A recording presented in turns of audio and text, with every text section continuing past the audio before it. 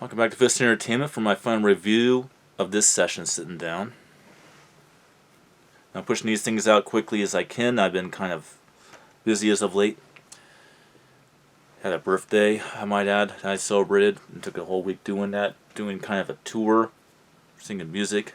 Did not record any videos, sorry about that, maybe soon. So this I believe is, let's see.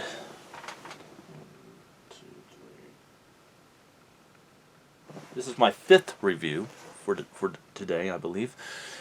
Now, this film, people have been bugging me forever to watch this movie, and I finally watched it. And not only did I do that, I got this really wonderful steelbook. And this, of course, is 1976 Stephen King's Carrie. This is a 3-disc set. Not bad artwork.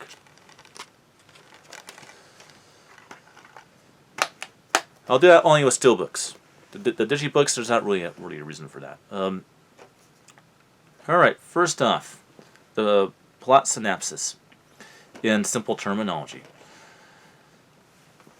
Basically, a uneducated towards natural order of things of puberty. A teenager is a teenager by the name of Carrie, who has grown up wrong by having a overly religious and fanatical mom who is controlling. Basically has her period and it freaks the fuck out of her. She has no idea what the hell's going on, and she is an outcasted, looked down on individual due to the fact that her mom deprived her of having a normal life, and people think of her as weird and bizarre, and so they treat her harshly. When a teacher stands up for her, a little scheme comes around to go ahead and make her feel like she's loved and rejoiced, and that not everybody out there is, evil and hates her because of, something that's not of her own control, but because of just being raised wrong. And at the same time, she discovers that she has telekinesis powers that is driven on by negative and intensified thoughts of emotional rage. And she basically gets invited to the prom, and she thinks that she has found her salvation. That a good-looking guy actually likes her and that she might actually have a future and can get away from being an outcast and being looked down on.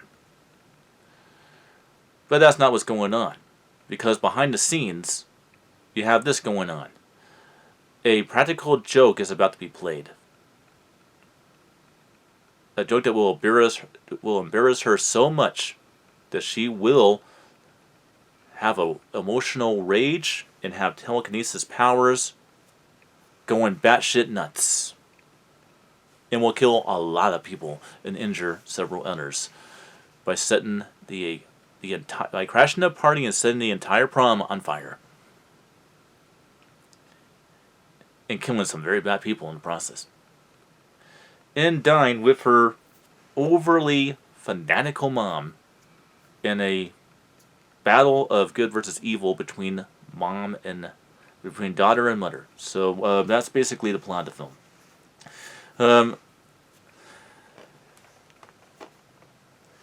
Despite this film being a product of its time, if you can get past the 1970s acting and cheesiness that this movie has, at the heart of this film, you have a very disturbing and very unique horror film that really should not be missed by anybody.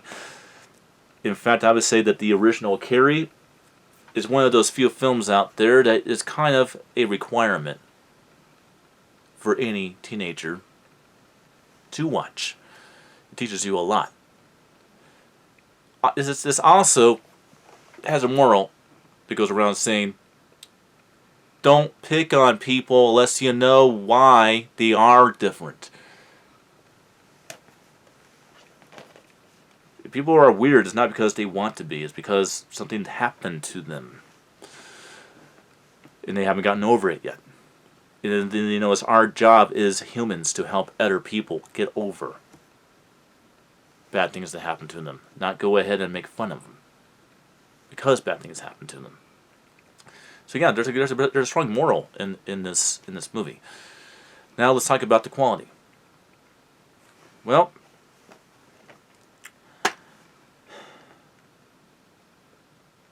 the quality of this film is pretty darn good, picture-wise.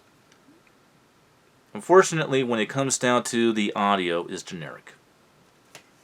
That tends to be the case with a lot of these very old movies. They tend to just be generic in terms of the audio quality. Now, does that necessarily mean it's a bad thing? No. It just means there's not going to be a lot of dramatic effects. Do you still have a 5.1 surround sound presentation in the movie? Yes, you do. But you have more balanced effects when it comes to this movie. So it's not going to be like spectacular. That tends to be like a hit or miss with Scream Factory when it comes to that. Now the video on the other hand, for a 1976 movie, this looks pretty fucking good. You have very good HDR 10 on this and very good color grading. This is definitely not the same movie. This definitely looks a lot more modern due to modern technology, really making it look really good. So yeah. Now my personal opinions of the film. For the longest time, I avoided this film. Because I just, you know, every time I see a sequence of this movie on TV, that 1970s cheesiness just comes to my head and shoots me. I finally sat down and watched this entire movie, and I gotta tell you, just accept the 70s. You know, may not fit with these times, but it may not have held up to the times. But you get past the 1970s type of, you know, thing and vibe about the film is a damn good horror film. I can definitely tell you that. It's definitely a damn good horror film. And also sprung out a lot of other stuff. You have a miniseries called Rage to Carrie 2. You also have a remake, not revival, not reboot, remake in 2013, which was pretty damn good. And I gotta tell you, it was one of the first Stephen King remakes that challenges the original. And I can tell you right now, if I had that one, I definitely would be, you know, doing side-by-side comparison of that with this. So I'll just simply have a little bit more of time left. I'll just do it. The big difference between the original movie, which is what we're reviewing, in the 2013 movie is I thought that Julianne Moore did it in a even crazier, even more badass, insane job playing the mom than the actress did in the original film. It's even scarier how she treats her daughter. But stuff like that just makes it a little bit more executed. But you gotta give respect to the original, because this movie is timeless. It hasn't aged well, but this is a timeless horror film. And well, that's basically all there is to say about Stephen King's Carrie from 1976 from MGM. Actors wise, well, unfortunately, you can't really read the names of the actors because there's nothing on the back of here. But I think the two that really pop out that had a very big career out of this film would be Nancy Allen, who would go on to you know, co-star in Poltergeist 3, and would play Murphy's partner in the RoboCop trilogy. Yeah, he plays opposite of Peter Wilder in the RoboCop films, which is a wonderful film series. Go ahead and watch that and check that out as well. Her her career kind of started with Carrie. That is what probably the film that put her on the chessboard of Hollywood.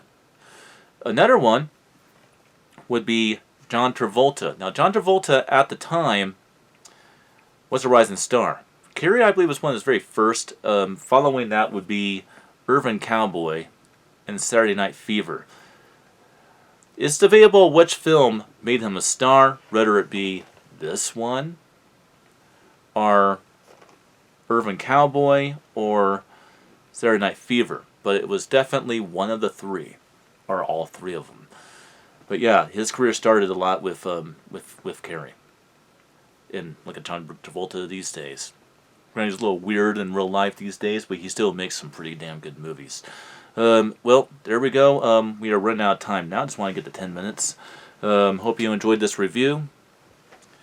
And I will see you tomorrow in the same area, but with a different outfit, with the camera fully charged.